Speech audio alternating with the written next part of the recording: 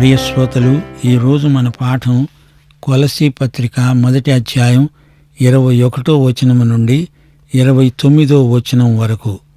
గత కాలమందు దేవునికి దూరస్తులు, మీ దుష్క్రియల వలన మీ మనస్సులో విరోధభావము గలవారై ఉండిన మిమ్మును కూడా తన సన్నిధిని పరిశుద్ధులుగాను నిర్దోషులుగాను నిరపరాధులుగాను నిలువబెట్టడానికి ఆయన మాంసయుక్తమైన దేహమందు మరణము వలన ఇప్పుడు మిమ్మును సమాధానపరిచాడు. గమనించారా? శిలువ రక్తము వలన మనకు దేవునికి సమాధానం కలిగింది. దేవునికి పాపికి మధ్య సమాధానం ఇదే, యేసుక్రీస్తు శిలువ రక్తం. ఆయనే మన పాపశిక్షను భరించాడు. మనము ఆయన దగ్గరికి నిరభ్యంతరంగా వెళ్ళగలం. రోమాపత్రిక 5వ అధ్యాయం 1వ వచనంలో పౌలు ఇదే మాట అన్నాడు. విశ్వాసం మూలమున మనము నీతిమంతులముగా తీర్చబడి మన ప్రభువైన యేసుక్రీస్తు ద్వారా దేవునితో సమాధానము కలిగి ఉందాము. మన పాపక్షమాపణ శిలువ రక్తము ద్వారానే సాధ్యమైంది. పాపశిక్ష క్రీస్తునందు విధించబడింది. దానికి మూల్యం యేసు ప్రభువే చెల్లించాడు. దాన్ని బట్టి ప్రభువు నిన్ను క్షమించాడు. నీవు ఏ పాపము చేయనట్లే ఆయనకు కనపడుతున్నావు. ఆయన చేతులు చాచి రమ్మని పిలుస్తున్నాడు. నా వద్దకు రా, నీకు విడుదల కలిగిస్తాను, విశ్రాంతినిస్తాను అంటున్నాడు. అన్నిటినీ ఆయన ద్వారా తనతో సమాధానపరుచుకోవాలని తండ్రి అభీష్టం. సమాధానపడేది మానవుడు, విడుదల ఇచ్చేవాడు యేసుక్రీస్తు. సమాధానానికి దేవునికి ఆటంకమేమీ లేదు. నీ తీర్మానము దానికి అవసరం.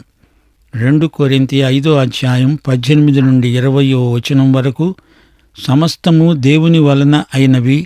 ఆయన మనలను క్రీస్తు ద్వారా తనతో సమాధానపరుచుకొని ఆ సమాధానపరిచే పరిచర్యను మాకు అనుగ్రహించాడు. వారి అపరాధములను వారి మీద మోపలేదు.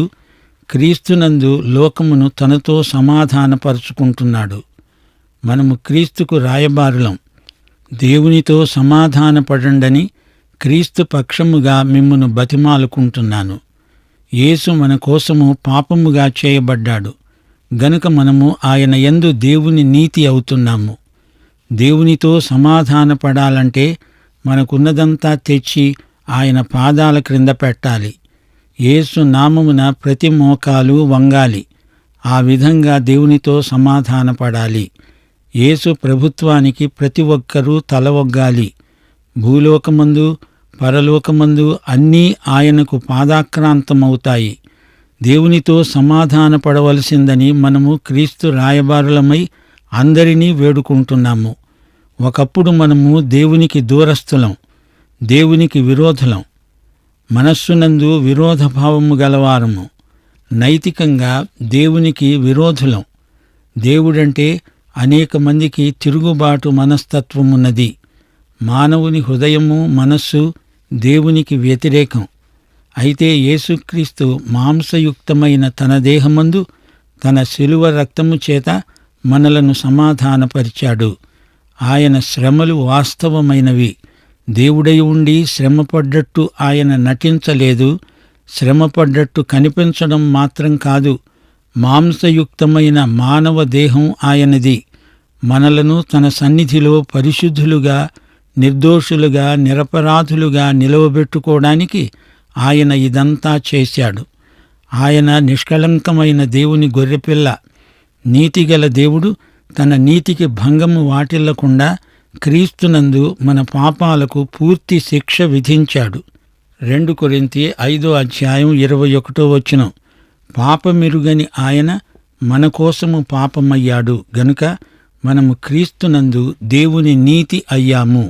మనలను ఆయన నీతిమంతులనుగా పరిగణించాడు. పునాది మీద కట్టబడిన వారై స్థిరముగా ఉండి మీరు విన్నట్టి ఆకాశము క్రింద ఉన్న సమస్త సృష్టికి ప్రకటించబడినట్టి ఈ సువార్త వలన కలిగే నిరీక్షణ నుండి తొలగిపోక విశ్వాసమందు నిలిచి ఉండిన ఎడల ఇది మీకు కలుగుతుంది. పౌలు అనే నేను ఆ సువార్తకు పరిచారకుడనయ్యాను.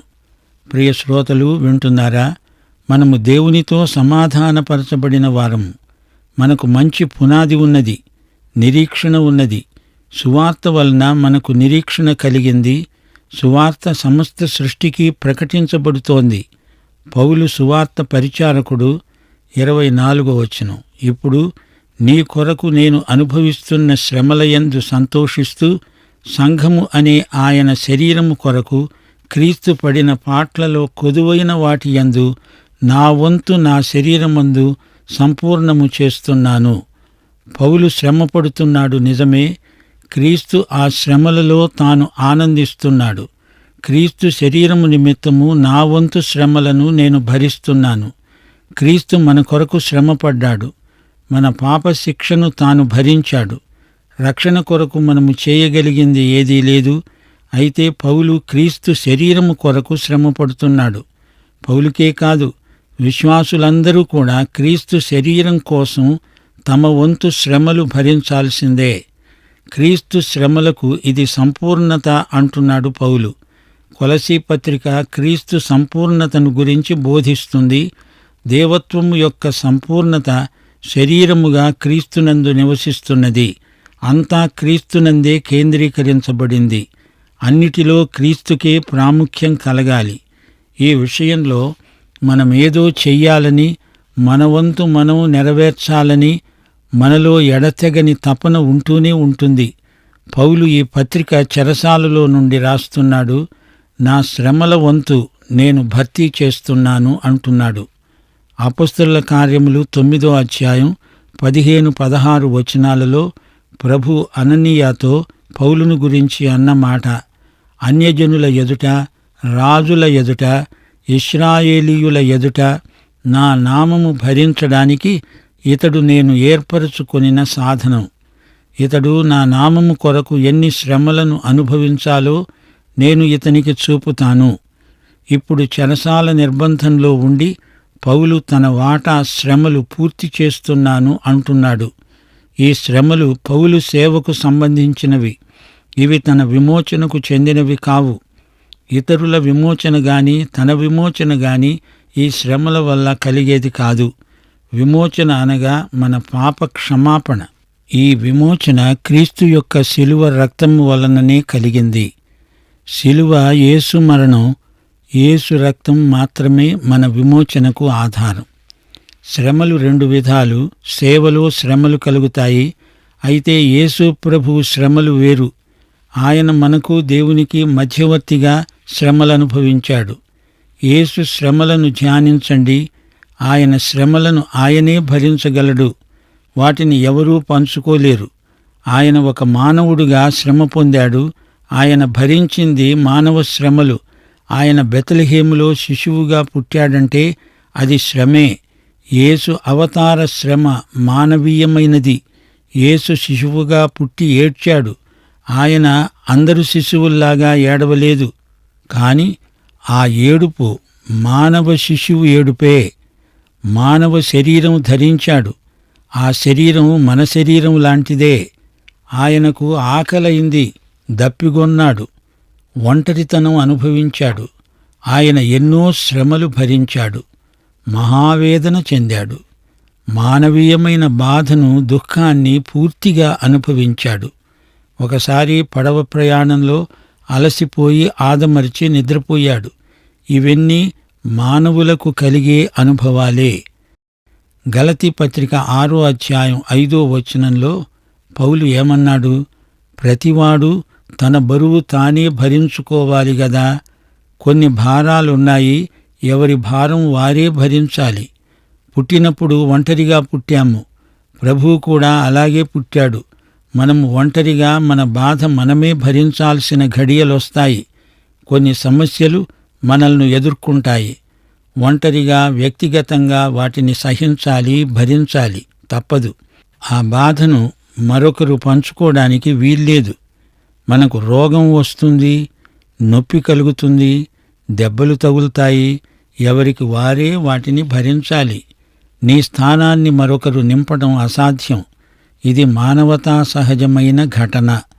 మరణాంధకారపు లోయలో సంచరించాల్సి వస్తుంది. ఎవరి చావు వారే చావాలి. అయితే నీవు దేవుని బిడ్డవైతే యేసు నీకు తోడై ఉన్నాడు. మనతో మరణం గుండా పయనించగలవాడు యేసు తప్ప మరెవరున్నారు? యేసుక్రీస్తు మానవ శ్రమల మొత్తాన్ని అనుభవించాడు. దానిని ఎవరూ పంచుకోలేరు. ఆయన దేవుని కుమారుడు, ఆయన దేవుడే. అయితే ఆయన మానవతతో తనను తాను సంయుక్తపరుచుకున్నాడు. అందుకే అంత వేదన అనుభవించాడు. ఆయన తన సహోదరుల వంటి వాడై ఆ శ్రమలను భరించాడు. దేవుని కుమారుడు. 69వ కీర్తనలో దేవుని కుమారుని శ్రమలు కండ్లకు కట్టినట్లు చిత్రించబడ్డాయి. 11, 12 వచనాలు, నేను గోనెపట్ట వస్త్రముగా కట్టుకొన్నప్పుడు వారికి హాస్యాస్పదుడనయ్యాను. గుమ్మములలో కూర్చున్నవారు నన్ను గూర్చి మాట్లాడుకుంటారు. తాగుబోతులు నన్ను గూర్చి పాటలు పాడతారు. నజరేతులోని దృశ్యమిది. దేవుని కుమారుడుగా ఆయన పొందిన శ్రమలు ఎంత తీవ్రమైనవో మనము ఊహించలేము. ఆయనను నిర్బంధంలోకి తీసుకున్నారు. ప్రధాన యాజకుని సిపాయిలు ఆయనను అపహాస్యం చేశారు. ఆయనకు అంగీ తొడిగించారు. తల మీద ముండ్ల కిరీటం పెట్టారు. ఆయనతో దాగుడు మూతలాడారు. ఆయనను అరచేతులతో కొట్టారు. ఆయన ముఖము వికృతమైంది. ఆయనను శిలువ మీద పెట్టేటప్పటికే ఆయన శరీరమంతా మాంసపు ముద్ద అయిపోయింది. అంత శ్రమ ఏ మానవుడు భరించలేడు. ఆయన దేవుని కుమారుడు గనుక భరించగలిగాడు. ఆయన లోకపాపం కోసమై బలి అయిన దేవుని గొర్రెపిల్ల. అలాంటి బలియాగము యేసు ప్రభువు తప్ప మరి ఎవరూ చెయ్యలేరు. ఆయన మరణ ప్రయోజనాన్ని మన జీవితాలకు అన్వయించుకోవాలి. ఆయన మన స్థానంలో నిలిచాడు. అయితే ఆయన శ్రమలను మనము పంచుకోలేము. ఆయన శిలువ మీదికి ఒంటరిగా వెళ్ళాడు. మనుష్యుల చేత దేవుని చేత విసర్జించబడిన వాడయ్యాడు. ఆయన రక్తము హతసాక్షి రక్తము కాదు, అది శిలువ బలి రక్తము. యేసు ప్రభువు శిలువ మీద ఉండగా మానవులు తాము చేయగలిగినంత కీడు ఆయనకు చేశారు. మొదటి 3 గంటలు శిలువ మీద ఆయన భరించిన హింస మనుష్యుల వల్లనే కలిగింది. శిలువ మీది చివరి 3 గంటలు అనగా మధ్యాహ్నం 3 గంటల వరకు దేవుడు తన కుమారుడికి చేయవలసిన మేలంతా చేశాడు. ఆ శిలువ యేసు యొక్క బలిపీఠమైంది. దానిమీద దేవుని గొర్రెపిల్ల వధించబడింది. 1 పేతురు 3:18 వచనం, మనలను దేవుని వద్దకు తేవడానికి నీతిహీనుల కొరకు నీతిమంతుడైన క్రీస్తు శరీర విషయములో చంపబడి ఆత్మ విషయములో బ్రతికించబడి పాపముల విషయములో ఒక్కసారే శ్రమపడ్డాడు. అది యేసు మాత్రమే చేసింది, చేయగలిగింది. అయితే క్రీస్తు అనుభవించిన శ్రమలు కొన్ని మనం పంచుకోవడానికి వాటిని మన కోసం ఆయన విడిచిపెట్టి వెళ్ళాడు. మనము నీతి కోసం హింసించబడుతున్నాము. నజరేతులో ఒక సందర్భంలో ప్రభువన్నాడు, యోహాను సువార్త 8:40 వచనం, దేవుని వలన వినిన సత్యము మీతో చెప్పిన వాడనైన నన్ను మీరిప్పుడు చంపవెతుకుతున్నారు. యేసు నీతి కొరకు హింసించబడ్డాడు. మనము కూడా అలాగే హింసించబడాలి. 1 పేతురు 3:14 వచనం, మీరు నీతి నిమిత్తము శ్రమపడినా మీరు ధన్యులే. 2 తిమోతి 3:12 వచనంలో పౌలు అన్నాడు, క్రీస్తు యేసునందు సద్భక్తితో బ్రతుక ఉద్దేశించే వారందరూ హింస పొందుతారు, అవమానం పాలవుతారు. దేవుని బిడ్డలను లోకం ఘనపరచదు. దేవుని నీతి కోసం నిలిచిన వారు నీతిని బట్టే శ్రమ పొందుతారు. రోమాపత్రిక 8:36 వచనం అంటోంది, నిన్ను బట్టి దినమెల్లా మేము వధింపబడిన వారము, వధకు సిద్ధమైన గొర్రెలమని ఎంచబడిన వారము. మరో మాట, సువార్త ప్రకటనలో మనము క్రీస్తుతో సంయుక్తపరచబడినప్పుడు దానిని బట్టి శ్రమలొస్తాయి. 1 యోహాను 4:17 వచనం అంటోంది, ఆయన ఎట్టివాడై ఉన్నాడో మనము కూడా ఈ లోకములో అట్టివారమై ఉన్నాము. యోహాను సువార్త 15:18-19 వచనాలు, లోకము మిమ్మును ద్వేషించిన ఎడల మీకంటే ముందుగా నన్ను ద్వేషించిందని మీరెరుగుదురు. మీరు లోక సంబంధులైన ఎడల లోకము తన వారిని స్నేహిస్తుంది, అయితే మీరు లోక సంబంధులు కారు. అందుచేతనే లోకము మిమ్మును ద్వేషిస్తున్నది. దేవుని బిడ్డలు తమను తాము క్రీస్తుతో సంయుక్తపరచుకోవాలి. మనము క్రీస్తుతో శ్రమపడుతున్నప్పుడు క్రీస్తు కూడా మనతో శ్రమపడుతున్నట్లే. దమస్కు మార్గంలో యేసు పౌలుతో ఏమన్నాడు? సౌలా సౌలా, నీవెందుకు నన్ను హింసిస్తున్నావు? పౌలు గ్రహించాడు, తాను క్రైస్తవులను హింసించటం ద్వారా క్రీస్తునే హింసించాడు. 1 పేతురు 4:12-13 అగ్ని వంటి మహాశ్రమను గురించి ఆశ్చర్యపడవద్దు. క్రీస్తు శ్రమలలో పాలివారై ఉన్నంతగా సంతోషించండి. ప్రసవ వేదన లేనిదే కాన్పు రాదు. అలాగే ఆత్మల సంపాదనకై మనము ప్రసవ వేదన పడాలి. ఉజ్జీవం రావాలంటే ఎవరో ఒకరు వెల చెల్లించాలి. సువార్త నిమిత్తం శ్రమపడేవారు ఈ రోజున మనకు కావాలి. కొలసీ పత్రిక 1:27 అన్యజనులలో ఈ మర్మము యొక్క మహిమైశ్వర్యము ఎట్టిదో అని, అనగా మీ యందున్న క్రీస్తు మహిమ నిరీక్షణ అయి ఉన్నాడనే సంగతిని దేవుడు తన పరిశుద్ధులకు తెలియపరచగోరి ఇప్పుడు ఆ మర్మమును వారికి బయలుపరిచాడు. ప్రతి మనుష్యుణ్ణి క్రీస్తునందు సంపూర్ణునిగా చేసి ఆయన ఎదుట నిలువబెట్టాలని సమస్త విధములైన జ్ఞానముతో మేము ప్రతి మనుష్యునికి బుద్ధి చెబుతూ ప్రతి మనుష్యునికి బోధిస్తూ ఆయనను ప్రకటిస్తున్నాము. అందునిమిత్తము నాలో బలముగా కార్యసిద్ధి కలుగచేసే ఆయన క్రియాశక్తిని బట్టి నేను పోరాడుతూ ప్రయాసపడుతున్నాను. శ్రోతలు వింటున్నారా? సువార్త మనకు అప్పగించబడిన గృహ నిర్వాహకత్వం. పాత నిబంధనలో కూడా ఇదే విశ్వాస సూత్రం పనిచేసింది. వారు యేసు వస్తాడని నమ్మారు. ఆయన వచ్చాడు గనుక మనము నమ్ముతున్నాము. పాత నిబంధనలో మరుగై ఉన్నది కొత్త నిబంధనలో క్రీస్తునందు బయలుపరచబడింది. మనుష్యులందరూ నశించిన పాపులే. యూదులను అన్యులను దేవుడు క్రీస్తు ద్వారానే రక్షిస్తాడు. సంఘ శరీరములోకి ప్రతి ఒక్కరినీ తెస్తాడు. నాలోని క్రీస్తు మహిమ నిరీక్షణ. పరిశుద్ధాత్మ నిన్ను యేసు శరీరంలోకి ప్రవేశపెడుతున్నాడు. ఈ సంఘానికి మహోజ్వలమైన నిత్య భవిష్యత్తు ఉన్నది. మనము క్రీస్తునే ప్రకటిస్తున్నాము. క్రీస్తే సువార్త, ఆయనే నిత్య జీవం. ప్రతి మనుష్యునికి ఈ సువార్తను అందించాలి.